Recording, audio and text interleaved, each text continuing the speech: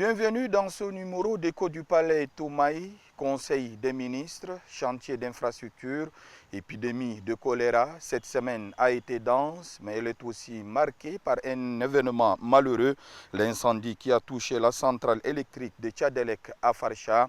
Le chef de l'État s'y est rendu dans la foulée. Tour d'horizon. Commençons par l'essentiel. Cette semaine, le Conseil ordinaire des ministres s'est tenu sous la présidence du maréchal du Tchad, Mohamed Idriss Déby Itnou.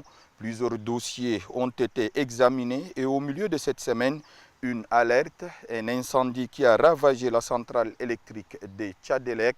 Naïm Ahmad Baba nous résume les temps forts.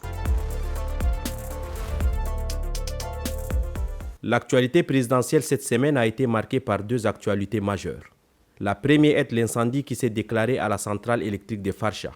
Le chef de l'État qui s'est rendu sur place a instruit les responsables de la société à faire toute la lumière sur les circonstances du sinistre. Le jeudi, un conseil ordinaire des ministres s'est tenu sous la houlette du président de la République, chef de l'État, maréchal du Tchad, Mohamed Idriss Déby Itnou.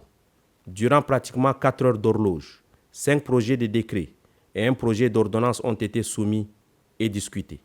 Ces derniers ont été présentés par les ministères de la Justice et des Droits humains, celui de l'enseignement supérieur, de la recherche scientifique et de la formation professionnelle, ainsi que celui du pétrole, mines et de la géologie.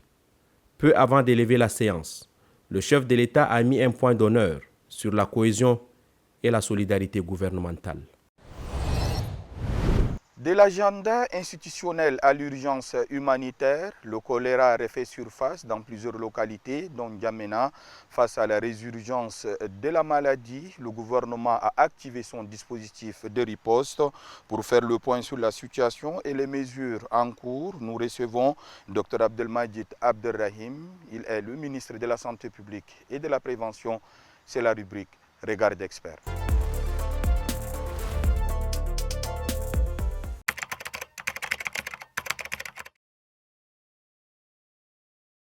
Avec le phénomène des changements climatiques, il y a ce qu'on appelle la transition épidémiologique. Et notre pays est entouré des États très fragiles. Vous êtes sans ignorer que les pays voisins du Tchad connaissent les épidémies avant nous. Et cette épidémie est venue malheureusement du bassin de lac Tchad. Par contiguïté, le district de Karal fait frontière avec le lac. Le lac fait frontière avec le Nigeria. Et le district de Maïdougouri est en épidémie. Juste à côté, le district de Kousri est en épidémie. Et l'épidémie est déclarée officiellement également en Centrafrique. Alors, nous avons pris toutes les dispositions pour élaborer ce qu'on appelle le plan de contingence et activer la mise en place des équipes des urgences à travers le centre des opérations et des urgences en santé publique, sur lesquelles on a plusieurs équipes. Il y a l'EIR, l'équipe d'intervention d'urgence rapide. Il y a les EMI, l'équipe d'intervention médicale d'urgence. Et le SERGE. Ce sont des équipes multisectorielles.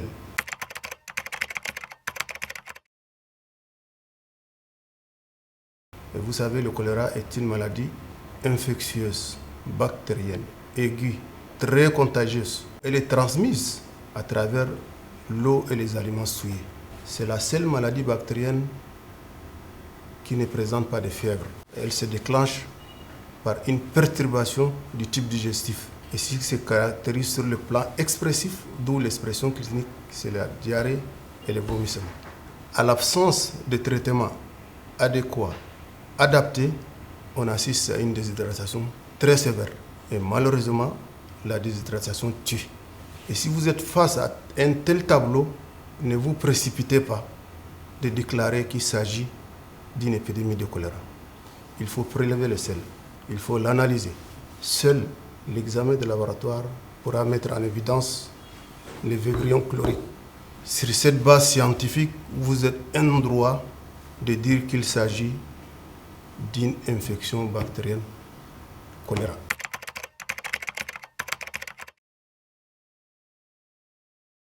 Nous l'avons déclaré à Karal le 19. Nous avons activé la mise en place des équipes d'urgence en santé publique avec la concertation la collaboration de tous les partenaires techniques et financiers du Tchad. Tous les secteurs sont impliqués, notamment le secteur de l'eau, le secteur de la santé et puis les unités d'hygiène assainissement. Mais ce n'est pas suffisant. Il faut agir parce que la base de traitement du choléra, c'est le WASH, hygiène, assainissement, eau. Le traitement médical vient en dernière intention. Il faut d'abord remplir les malades. Et nous avons en ce moment, grâce à l'appui du gouvernement et nos partenaires, nous avons pu circonscrire l'épidémie. L'épidémie est un incendie, c'est une rébellion. Si vous ne faites pas attention, mais ça va envahir toute la zone. Mais comme j'ai dit, il y a une mobilité très forte que nous ne maîtrisons pas. Et malheureusement, on a enregistré des cas ici. En ce moment, nous avons enregistré 52 cas en N'Djamena, avec malheureusement 6 décès, soit un taux de létalité de 10,9.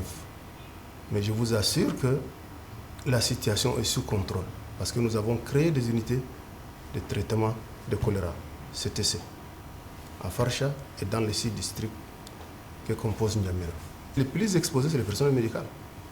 Donc on a pris toutes les dispositions pour mettre en place tout ce qu'il faut pour faire face à cette situation.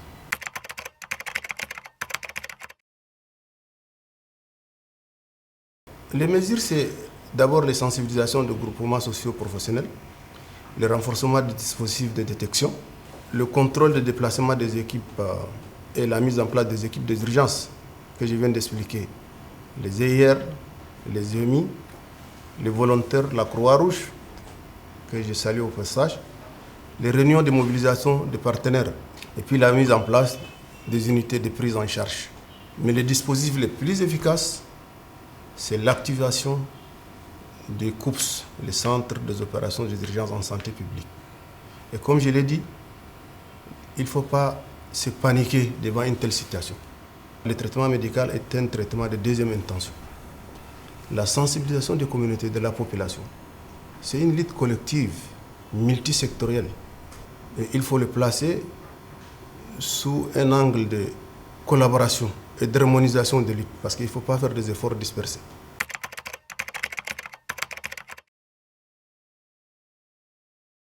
C'est l'accès limité à l'eau potable et à l'assainissement. Ça, c'est un vrai challenge. Deuxième défi, c'est la forte densité de la population, c'est-à-dire la promiscuité, est un facteur aggravant en termes d'épidémiologie, si on raisonne comme ça, de propagation de la maladie. Et puis le troisième défi, c'est la mobilité de la population. En perspective, il y a 3 éléments. Il faut renforcer les interventions WASH dans toutes les zones atteintes. Deuxième, il faut le briefing du personnel de santé à tous les niveaux de la pyramide sanitaire. Et le troisième, c'est la soumission de la demande des vaccins. Et le vaccin est un élément essentiel dans la lutte collective pour l'interruption de la chaîne de transmission de choléra.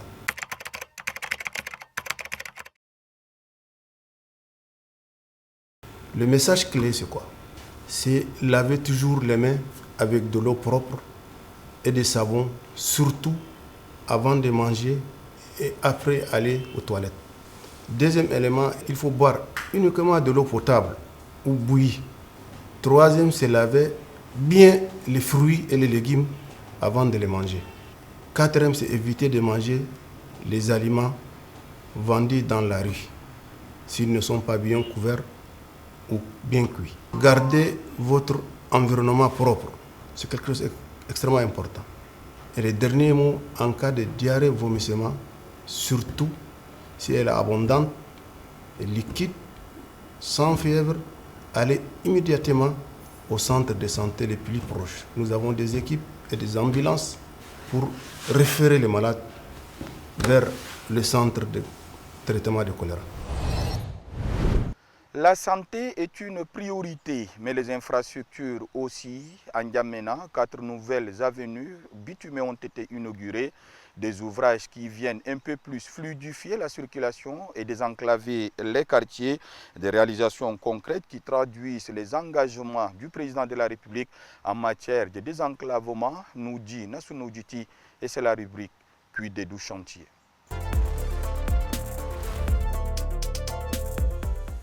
Fini les voies tortueuses, les routes impraticables et l'obscurité sur certains axes principaux de N'Djamena. la cité capitale se métamorphose. Tout Tchadien qui revient au pays après une longue absence sera déboussolé. C'est à un rythme soutenu que l'on observe la réhabilitation et la construction des voiries urbaines dans les 10 arrondissements de N'Djamena. Farsha et Guinébor dans le 1er arrondissement, Fandoré et Goudji Sharafa au 10e arrondissement, Ambata, Gassi et Atron dans le 7e arrondissement, pour ne citer que ces tronçons. Cette vision à la fois éclairée de modernisation des infrastructures urbaines, de désenclavement des quartiers, d'amélioration durable de la mobilité et des conditions de vie de la population est à mettre à l'actif du président de la République, chef de l'État, le maréchal du Tchad, Mohamed Idriss Déby Itno. Elle est l'émanation de son programme politique décliné en 12 chantiers et 100 actions, comme le confirme ici le directeur général des infrastructures de transport, Abakar Choroma. C'est le chapitre 8, action 65, qui consiste à construire 7000 km de route. Donc dans les 7000 km de route à construire jusqu'en 2029, nous avons 200 km de voiries à réaliser. Déjà 164 km de voiries ont été déjà contractualisées, dont certains ont été déjà réalisés, d'autres en cours d'exécution. Les habitants des quartiers Fondoré et Goudji Sharafa, dans la commune du 10e arrondissement, ne bougeront pas de chez eux cette année à cause des inondations pluviales. 3 routes asphaltées en double voie, dotées des ouvrages de drainage des eaux, désenclavent désormais ces quartiers sur une longueur totale de 8,7 km et une largeur de 8 mètres. Tout au long de ces voies bitumées, l'on dénombre 266 lampadaires, double cross et monocross. Ils permettent d'assurer l'éclairage de ces voies publiques et par ricochet, assurer la sécurité des usagers pendant la nuit. Coût global des travaux, 22 milliards 792 millions de francs CFA. Les 8,7 km de voiries urbaines dans les quartiers Fondoré se constituent de 3 tronçons, 3 sections de route. Donc les 2 tronçons sont en 2 fois 2 voies avec des chaussées de 3,50 m de voies de part et d'autre et un tronçon constitué d'une chaussée en 2 fois 1 voie. Selon le directeur général des infrastructures de transport, l'aménagement de 167 km de voiries urbaines en N'Djamena, financé sur fonds propres de l'État, aurait atteint sa vitesse de croisière si et seulement si le décaissement des fonds se faisait de manière régulière. Mais, hélas, nous avons contractualisé beaucoup de marchés qui sont en cours d'exécution, mais aujourd'hui, c'est les ressources qui nous font défaut pour nous permettre d'atteindre cet objectif. Donc vraiment, on demande à ce que le ministère des Finances nous aide en termes de ressources pour relever les défis jusqu'à l'horizon 2029, qu'on puisse finaliser quand même les 200 km programmés dans le programme du chef de l'État. Les voiries urbaines viabilisent des quartiers, favorisent l'implantation des commerces, stimulent les activités des petites et moyennes entreprises et valorisent le foncier ainsi que le cadre de vie.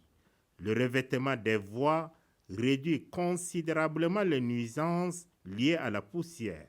Pour le président de la République, chef de l'État, le maréchal du Tchad Mohamed Idriss Déby Itno, la construction de ces voies est le reflet de sa volonté à investir dans des infrastructures modernes, adaptées aux besoins de mobilités urbaines de la population. Derrière ces nouvelles routes, il y a des vies qui changent, des trajets raccourcis, des quartiers désenclavés, des commerces qui respirent. Les usagers, eux, ont ressenti les effets dès les premiers jours. Ils témoignent dans la rubrique Élan. Nous avons fait un constat. C'est bien bâti. Nous trouvons qu'il n'y a pas d'incident majeur. Mais sauf qu'il y a certaines choses qui demandent une amélioration. Surtout nettoyer un peu la voie parce qu'il y a tellement de poussière. En cas de circulation, parfois ça crée des accidents et autres, donc un peu une amélioration. Sinon, nous trouvons que voilà, l'État a fait quelque chose qui a quand même ravitaillé la population du 7e arrondissement. Et il n'y a pas de souci vraiment majeur à dire. Nous encourageons vraiment cet engagement. Et s'il peut faire encore plus pour que la jeunesse tchadienne puisse vraiment accéder à une bonne évolution. Ça a amélioré aussi un peu le quartier. Comme avant, c'était la boue là. C'était difficile d'aller par là-bas, maintenant c'est mieux. À l'époque, nous les habitants de la commune du 10e arrondissement souffrons beaucoup. Il n'y avait aucune route bitumée. Aujourd'hui, grâce au président Mamad Idriss Déby Itno, plusieurs routes bitumées ont été réalisées. Tenez, prenez l'exemple de l'axe qui mène vers la mairie du 10e arrondissement. Son bitumage a permis de désenclaver le reste des routes secondaires. Désormais, nous ne contournons plus lors de la saison des pluies. Les caniveaux ne sont pas bien et l'autre, le goudron, renverse l'eau là sur nous et ça n'a pas le canal pour que l'eau de quartier là entre dedans. Et de deux, il n'y a même pas encore l'autre. Ils n'ont pas mis tout ce qu'on voulait. Même l'électricité, tout ça, ils nous ont laissé en timing comme ça. Ils n'ont pas tout fait. Et on a besoin qu'ils améliorent normalement. Mais ils tournent en rond sans rien faire. Et on est tous enclavés dans l'eau. En tant que clanman, je pense que le goudron nous a beaucoup aidé sur plusieurs domaines. Parce qu'ici, là, on souffre trop. À Siguete et en Bata, on n'a pas de route. Et quand il pleut, on n'a pas de route pour sortir avec nos engins. Et grâce à ce goudron, je profite aussi pour remercier le président pour ce travail qui nous a favorisé.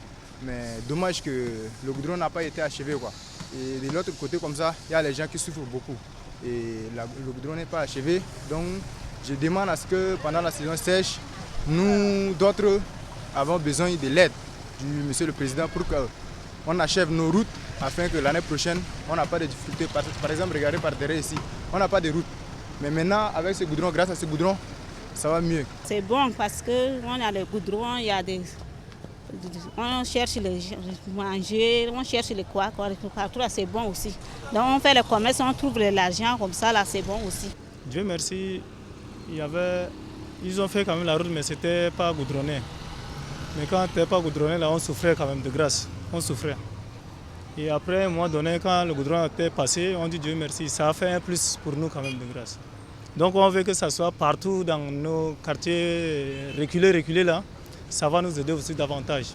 Puisque ici, au centre, ici, on dit que Dieu merci, parce qu'on ne sent pas trop certaines circonstances. Les routes, c'est le mouvement. Il faut aussi préparer la ville à affronter les intempéries. Comme chaque année, une vaste campagne de curage des caniveaux et des bassins de rétention est menée pour prévenir les inondations. Les résultats sont-ils à la hauteur? A-t-on mieux fait cette année? Elma de réponse avec Angal Taglok. C'est la rubrique L'œil de l'équipe.